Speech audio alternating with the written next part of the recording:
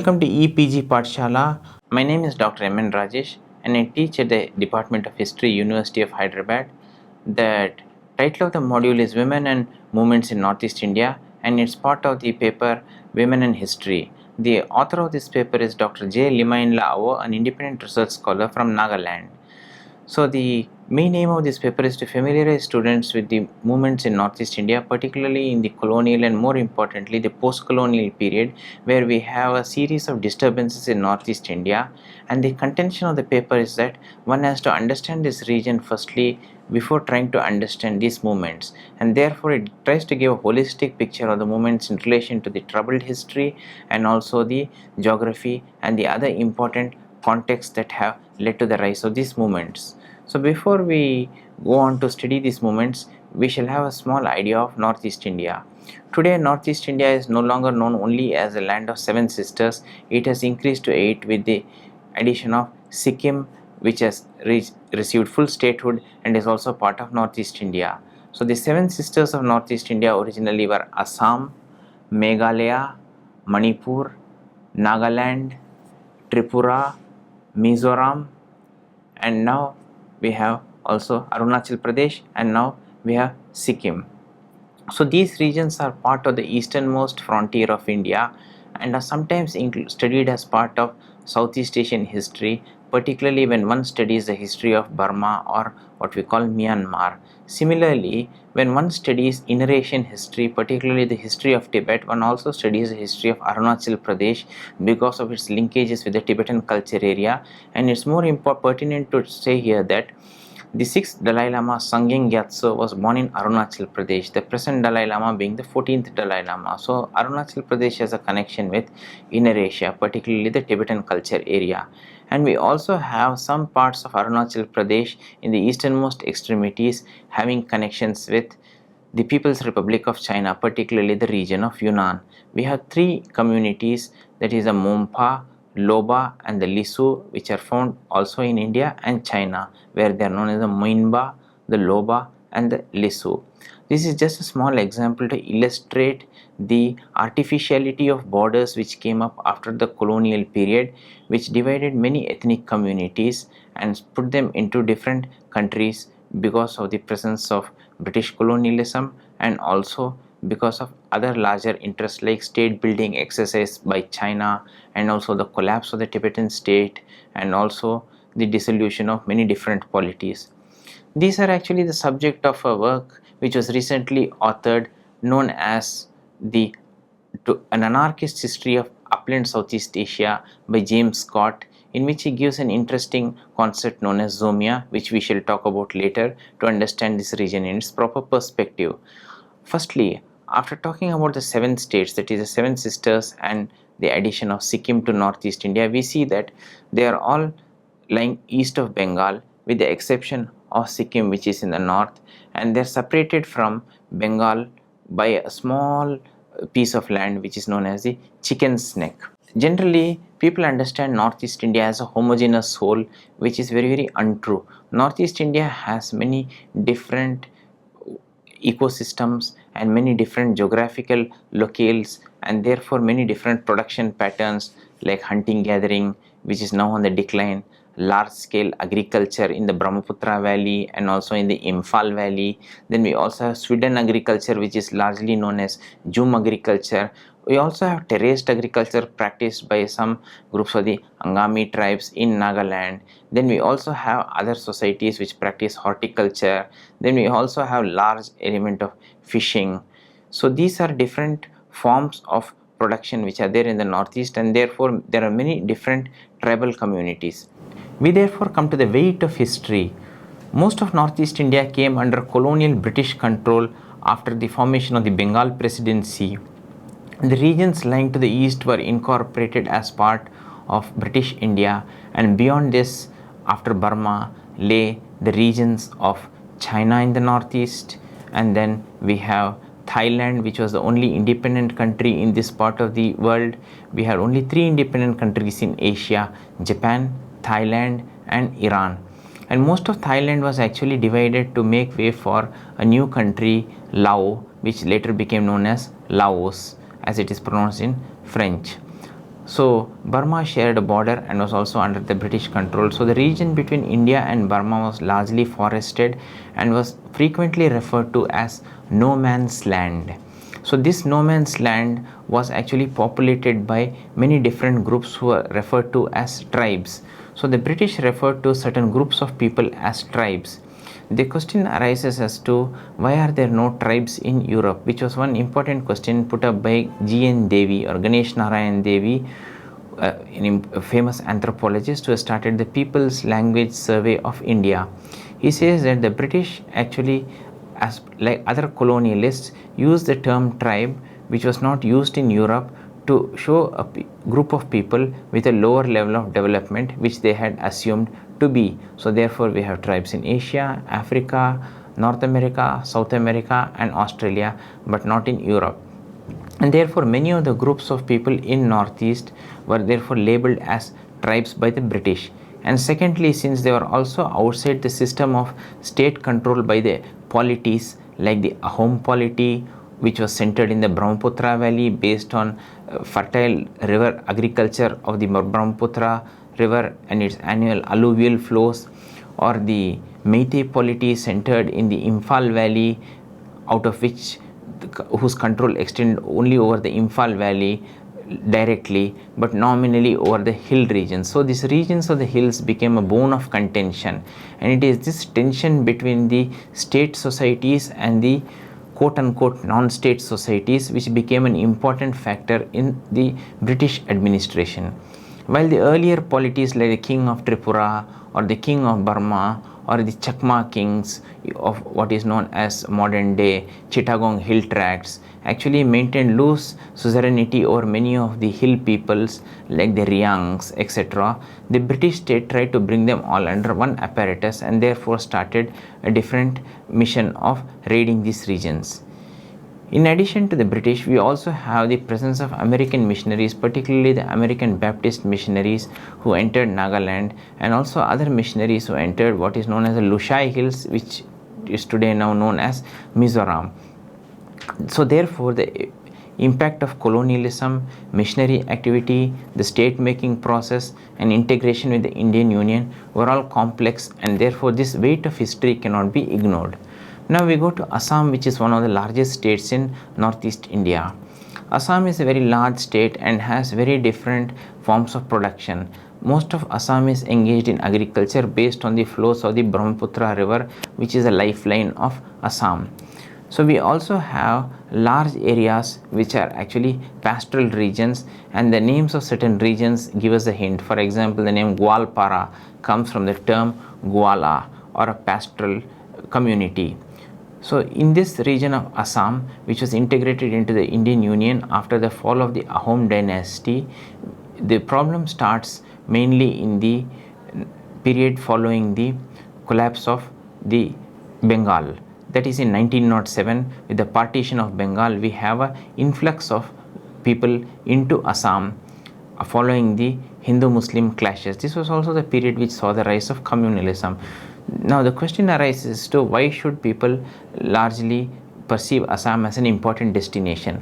Assam was seen as an important destination because of availability of free land. So most of this land were taken away for cultivation by the land hungry Bengali peasants, and further most of the administrators in Assam were also from Bengal. So it became a sort of rebellion against a Bengali intelligentsia, which was also not only the ideological force but also the administrative force representing the British, which led to the stirring of Assamese nationalism. There was a flowering of literature in Assam. Assam also has a large number of tribes, and the largest tribe in northeast India are the Bodos. One of the important peculiarity of the Bodo tribe is that the Bodos are classified as a plains tribe and not a hill tribe. So the Bodos are classified as a scheduled tribe but live in the large plains in the regions of northern Assam bordering the regions of Bhutan, particularly in the districts of Kokrajhar and the neighboring district of Udalguri. Now the problem of Assam is primarily centered on the Assamese, the Bodos and the Bengalis, who are also perceived to be the immigrants.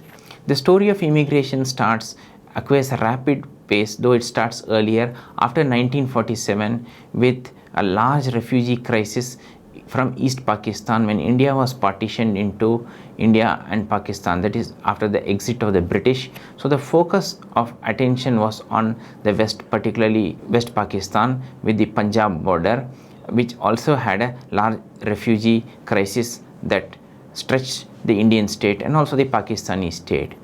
This was seen as one of the largest movement of people in the world, with 17 million people crossing over from Pakistan and 16 million people crossing over from India.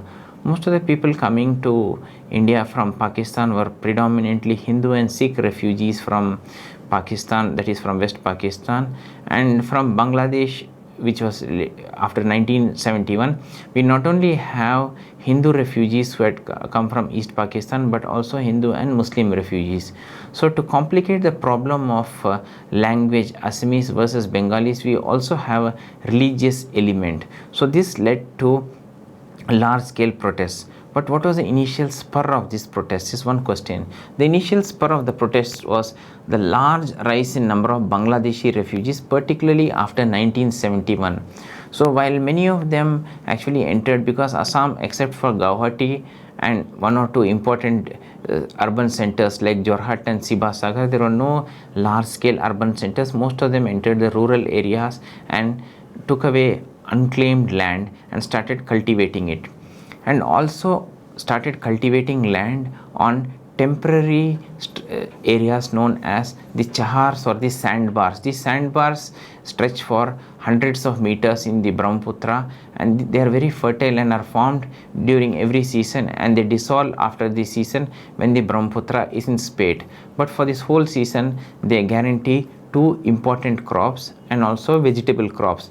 This became a bone of contention because after 1971, when the census was held, the decennial census in India, the figures for the Bangladeshis or the refugees, as the Assamese called them, or the Bengalis as they would like to call themselves, started increasing in large number. This led to a demographic crisis. This demographic crisis was exacerbated by large number of rioting, and this rioting led to the articulation of demands by the Assamese, particularly the rise of ASU or All Assam Students Union.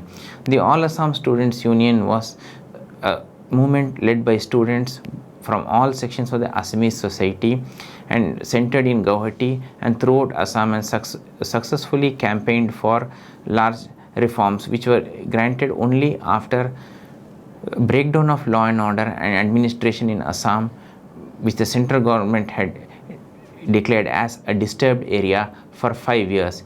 It finally ended with the formation of a political party, the AGP or the Assam Gana Parishad, and the signing of the Assam Accord.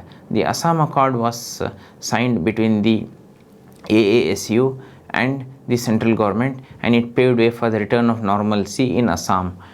But police crackdown, large scale participation of women was another important aspect of this.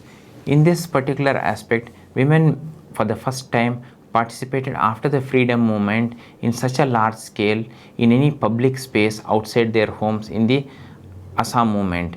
The importance of women's participation was because many of the men were arrested by the police or they had been taken over for questioning, and therefore it was unsafe for men.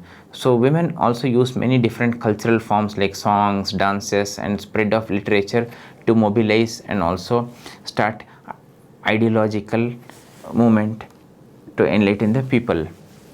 Now with this, the Assam movement now ensured a period of peace and democracy, but then we had the splintering of this movement and then articulation by different voices like the Bodos, who are the largest tribe, as I had already mentioned, to which we shall come to after some minutes. The next important movement was the rise of the Mizo National Front in what was known as the erstwhile Lushai Hills.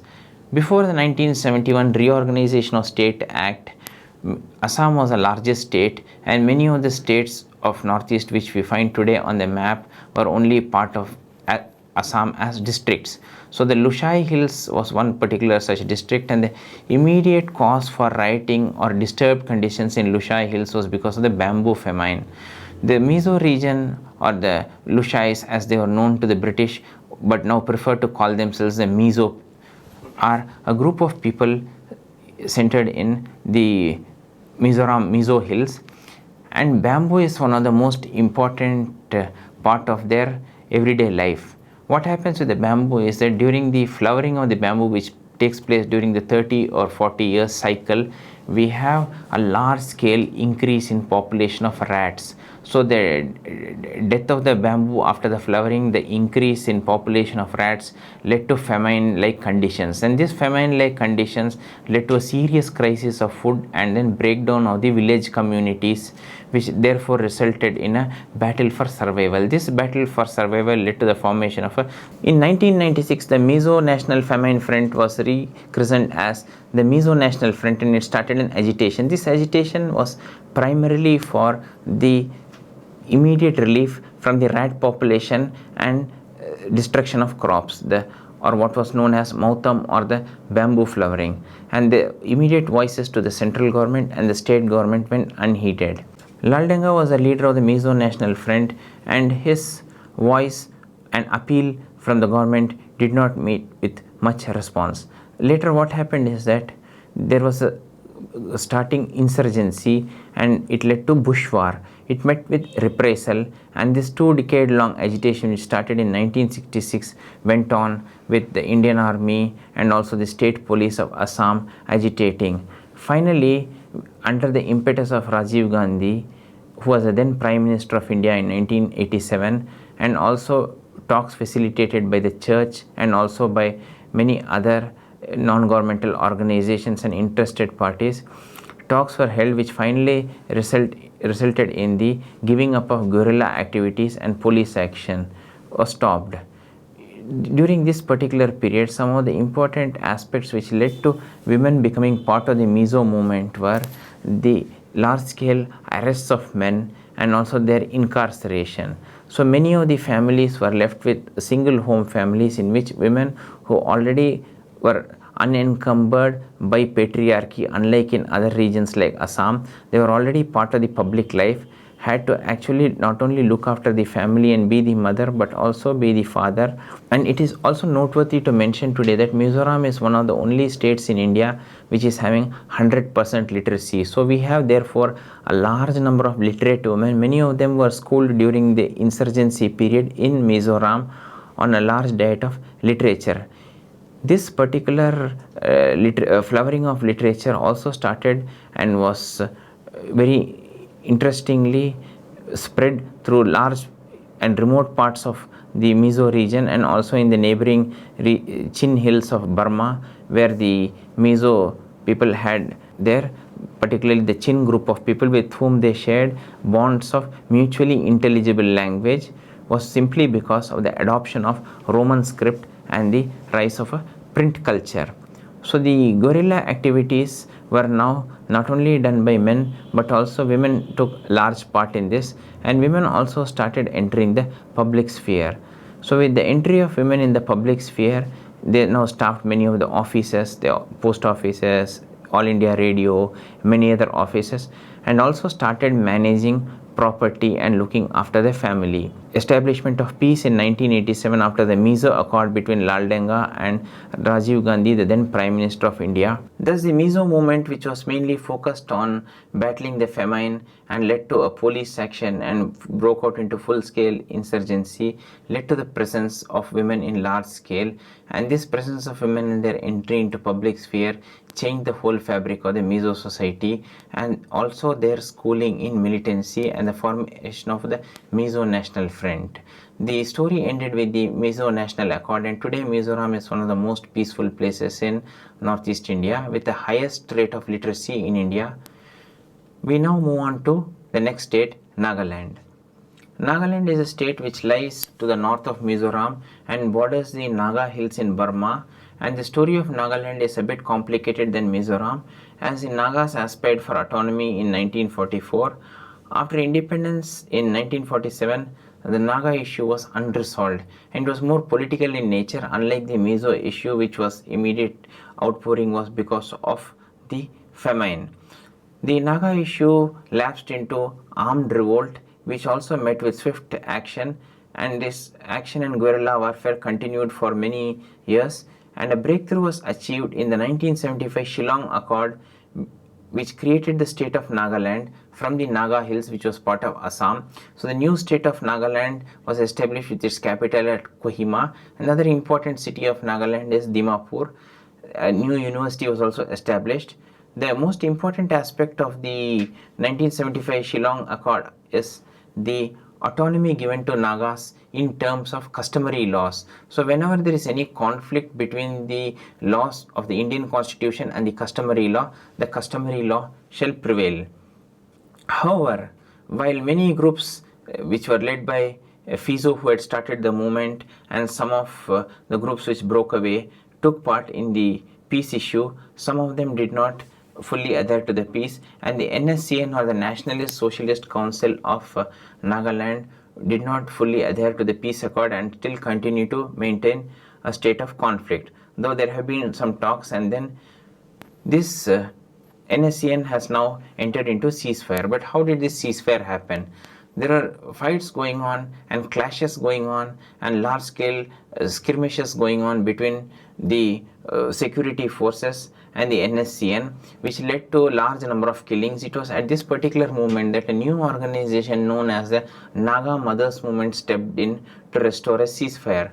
The Naga Mothers Movement were concerned about many things, particularly the large-scale consumption of alcohol, which led to the banning of alcohol in Nagaland, and also the large-scale disappearance of what they called the generation, the young generation, which was a lost generation.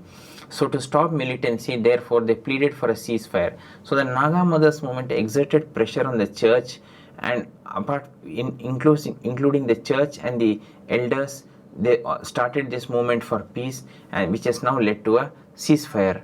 Nedunu Nuvo Angami of the Naga Mothers Movement and Temsula Awo, who is a well-known literary figure and also recipient of one of the important awards in India, are well-known figures who have played a great role in the Naga civil society.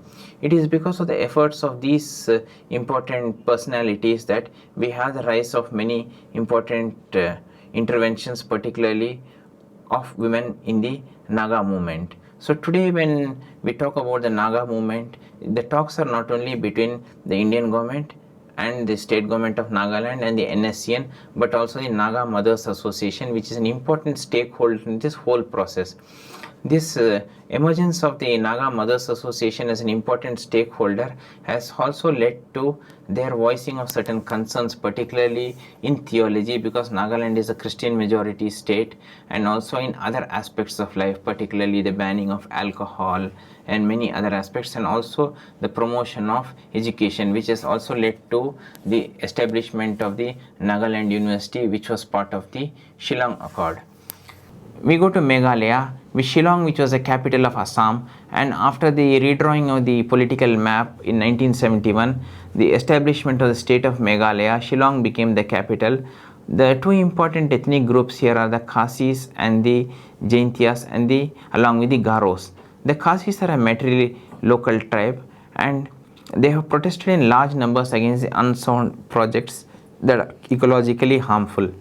As the name Meghalaya suggests, it is the abode of clouds, and Cherrapunji is the only region which is known as the wettest region on the face of planet Earth. But today Cherrapunji is fast on the way to becoming a story of an ecological disaster, which has led to the Khasis and other groups campaigning for ecological justice, and therefore the immediate culprit and target is the illegal logging. And thus one of the important successes which is achieved by women here are the traditional laws of inheritance are guaranteed.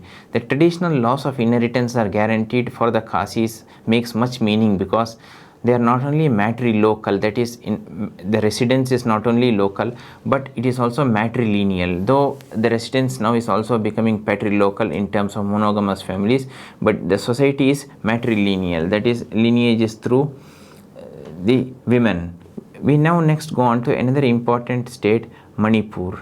Manipur is one of the most important states in Northeast India, and is also a very complex state where we have two important systems of production, that is the Imphal Valley, which is a plain land where agriculture predominates, and we have the hills where we have large number of the Naga population and also the Kuki population practicing swidden agriculture.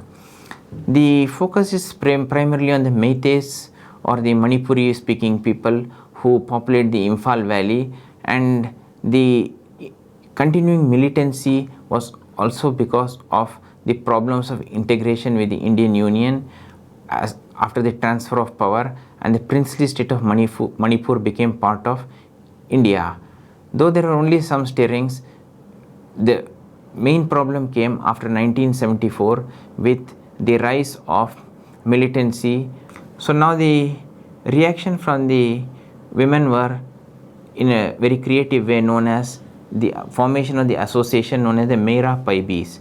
The Meira Paibis are a group of association of women who spring up suddenly, and what is interesting is that they have used the traditional cultural resources to assert their protest, particularly in the form of songs, dance, associations, and significant pressure on governments and progress is initiated. Literary festivals are also held. With this, there is also a drawing upon the traditional cultural themes and resources, leading to revival of the traditional Meitei culture. And one of the important achievements here is that the shift from the Bangla script or the Bengali script back to the earlier Meitei script or the Meitei script of the Manipuris.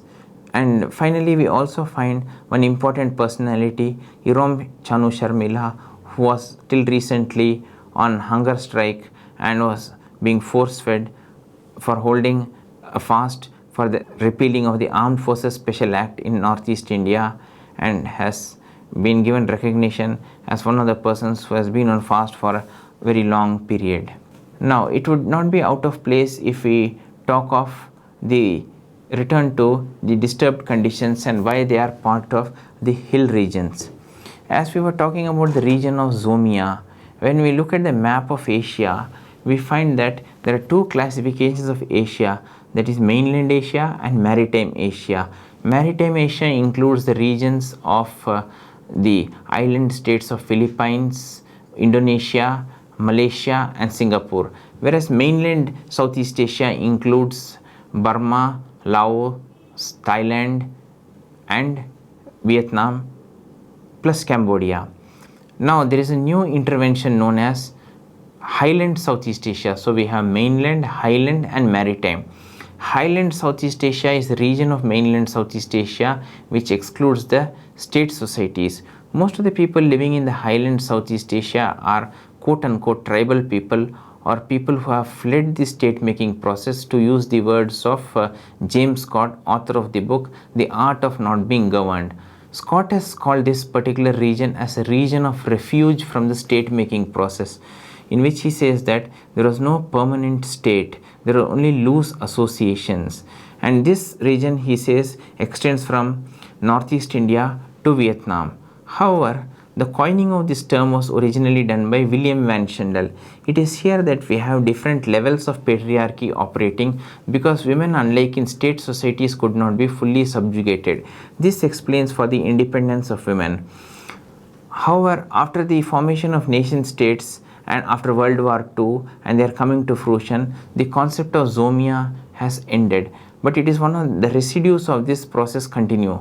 However, this is one of the most important interventions due to the fact that it explains why this region evaded the state and the state making process, and therefore explains the special need to be taken. The author of this concept of Zomia was William Van Schendel, who earlier in 2002 included the region from Northeast India to Vietnam. Later he also included Eastern Tibet, and in 2007 he extended this region to as far as Afghanistan. So we have the large regions of mainland Southeast Asia with the exclusion of the Brahmaputra Valley, the Imphal Valley, or the fertile valleys in Tripura, or the fertile Irrawaddy Valley in Burma, and we have the large number of the hill regions as part of this Zomia. So this explains the two important facts, the roots of dissatisfaction with the state and also the large scale participation of women, as they were not burdened with the patriarchy, but they were always part of the production process, and therefore they were always in contact with other men. Finally, since there was no state making process and no literary tradition, they were also not burdened by any large scale laws, and it was only the traditional laws of the chieftains that mattered to them, and the institution of chieftaincy itself was very loose. We have come to the 8 states of Northeast India, and we have seen that most of this region was in a state of disturbed condition because of certain political reasons and also because of certain administrative problems. And in this process of reconciliation and the soul searching by various sections of the society, but by the government, the administration, by the media, many explanations and advances have been given, and new endeavors have also borne fruit, like we have seen in the case of the Assam Accord, the Mizo Accord, the Shillong Accord with regard to Nagaland. And there are also many new movements coming up. So on one side we have seen that while the administration has tried to reach out to the people and new accords are being implemented, large scale participation of women and women's pressure was also there in these accords. Particularly in the case of Manipur, we have the Mera Paibes, or we have the Women's Naga Mothers Association, who are instrumental in getting all concerned parties to the table. And finally, the explanation for the large-scale participation of women in public life is not only as a response to the growing militancy as in the case of other regions, but also because they could draw upon their indigenous cultural resources which already had given space to women, particularly in the regions of Zomia, which we had talked about, where women were free from other laws of patriarchy which did not bind them like their sisters in other regions. With this point, I would like to conclude that all these aspects have to be taken in totality to understand Northeast India, and particularly the contribution of women to these movements. Thank you.